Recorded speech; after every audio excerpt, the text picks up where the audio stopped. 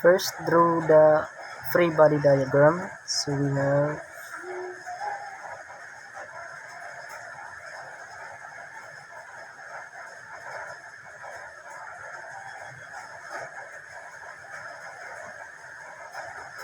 now cantilever beam is 4 meters length, 4 meters.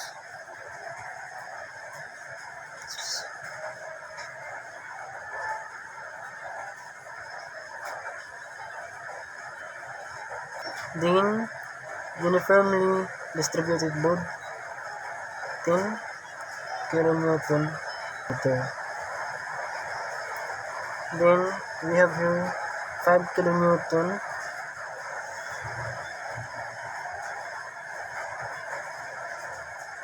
point load.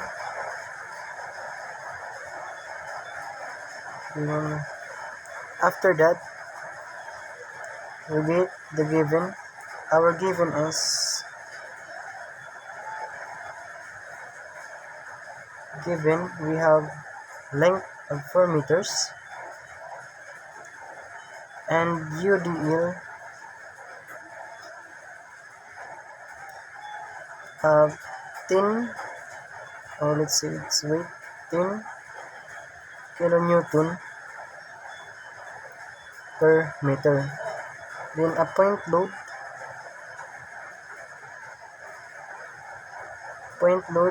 of 5 kilonewton. So we set this as P. We have the solution. Then first we have to get the equivalent force of uniformly distributed load. Now we have this formula. If UDL is equal to weight times length. Substituting the given, we have weight of 10 kilonewton per meter times the length, which is 4 meter. Then multiplying, we have 40 kilonewton, because cancel this one, we have 40,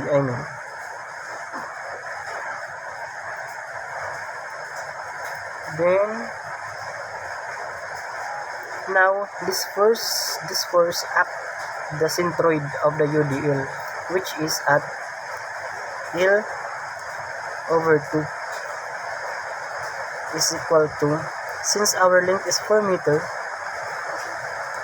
then divided by 2, we have 2 meters.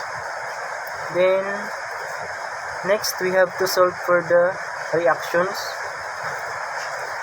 We have to solve for the vertical reaction at fixed support. So that would be Ry is equal to the summation of force of the UDL plus point load. So substituting, now since we have the value of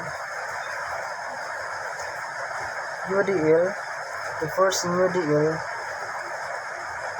then we have the given of point load, which is 5. Then solve, we have 45 kilonewton meter. Then solving for the moment reaction at the fixed support. So moment is equal to force in UDL times L over 2, which is the centroid, minus point load times length. So substitute the given values: 40 kilonewton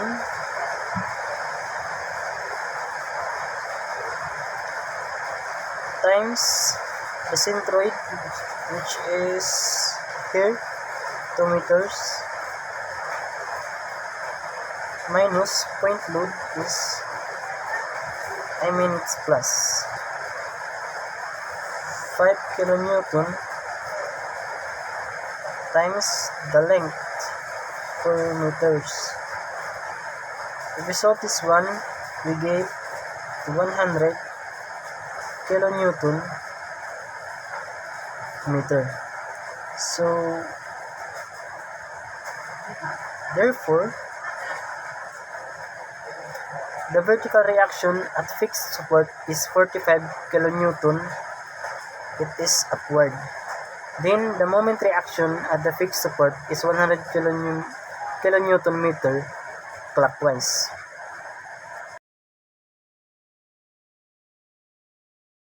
So given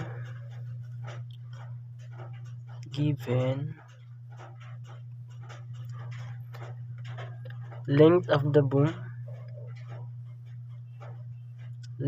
boom is equal to 10 meters. Mass of the boom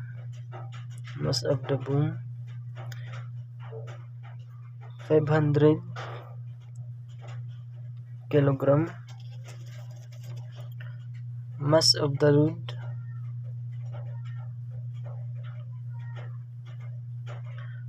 2000 kilogram. Then angle of the boom theta is equal to 30 degree. Then angle of the cable with the boom, so let's set as the alpha 45 degree, and acceleration due to gravity is 9.81 meter per second squared. So gravity is 9.81 meter per second squared. Now required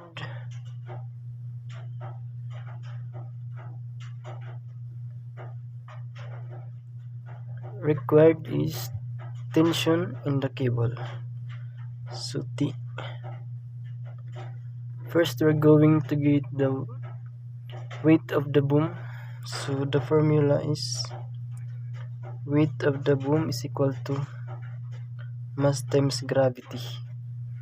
So substituting the given values, we have 500 kilogram. Then the gravity is 9.81 meter per second squared. Multiplying, we get 4,905 Newton. Second, the weight of the load. Then we have this formula, mass times gravity. Substituting the values of the mass, which is 2000 kilogram times 9.81 meter per second squared gravity. Multiplying, we have 19,620 kilogram meter per second squared, or Newton. So in first equilibrium,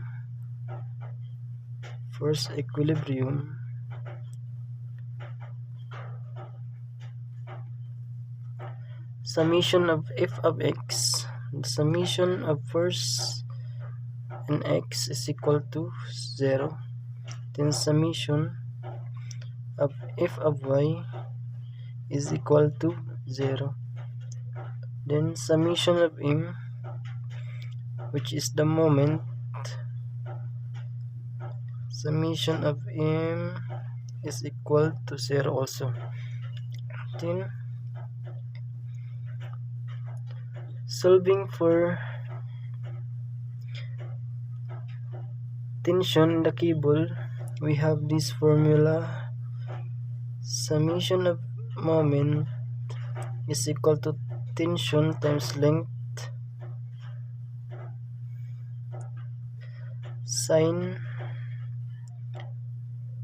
theta plus alpha minus weight of the boom times length over 2 cosine theta minus the weight of the load times length cosine theta. So substituting the given values, so summation of m is equal to 0. Then remain t. Substituting the length, which is 10 meters, sine theta, which is 75 degree, plus the alpha, which is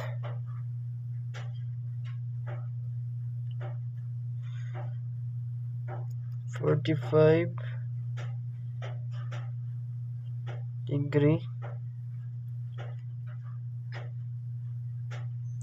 minus 4,905 Newton times 5 meters times cosine 30 degree minus 19,620 Newton times 10 times cosine 30 degree. Now if we're going to calculate this one, so by shift solve, we're going to get the tension approximately 22,660 Newton. So that's it, our final answer.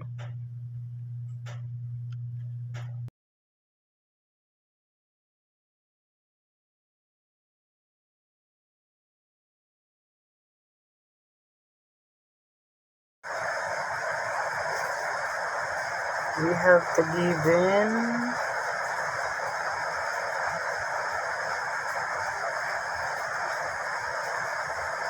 mass is 5 kilogram, length is 2 meters, force is equal to 20 Newton. Now our equation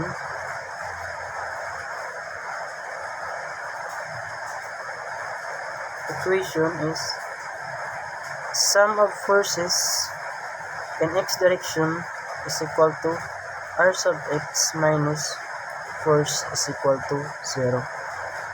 Then sum of forces in y direction, r sub y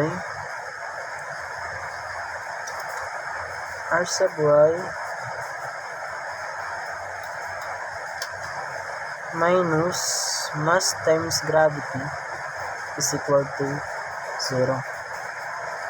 Then solution,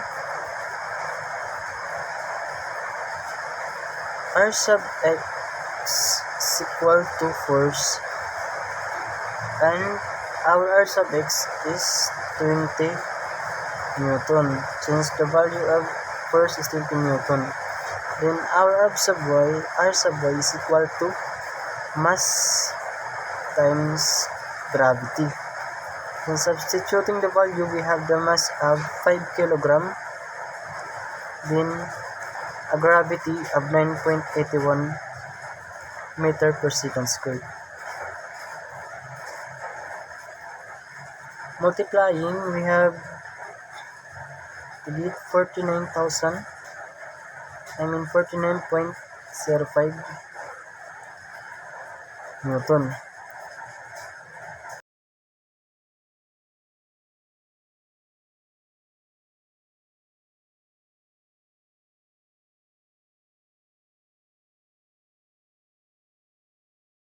Now in part B,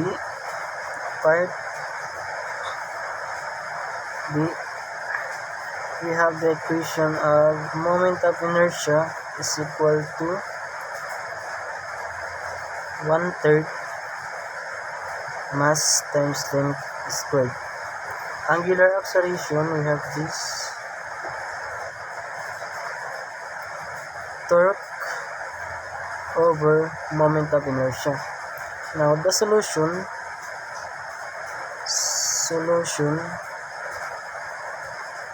first we're going to get the torques due to gravity. So torque is equal to mass times gravity length over 2.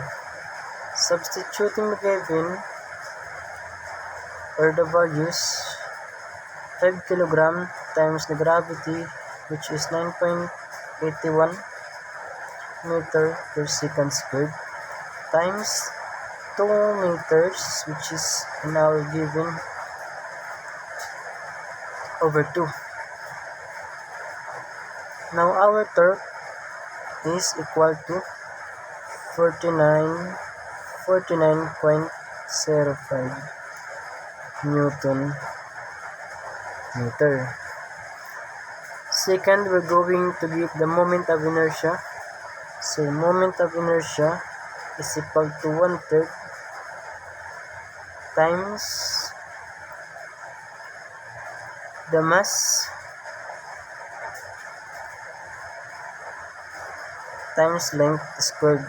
So substituting the given values, so 1/3, just copy 1/3 times the mass, which is 9.81 meter per second squared, times the length, which is 2 meter squared. So moment of inertia is 6.67 kilogram meter squared.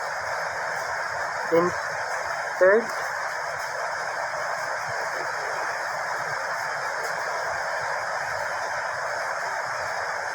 we're going to get the angular acceleration.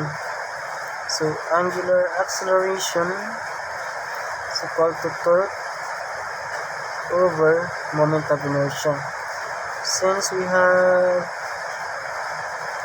more torque, we have 49.05 Newton meter over the moment of inertia, which is 6.67 kilogram meter squared. So angular acceleration is approximately 7.35 rad per second squared. So that's it.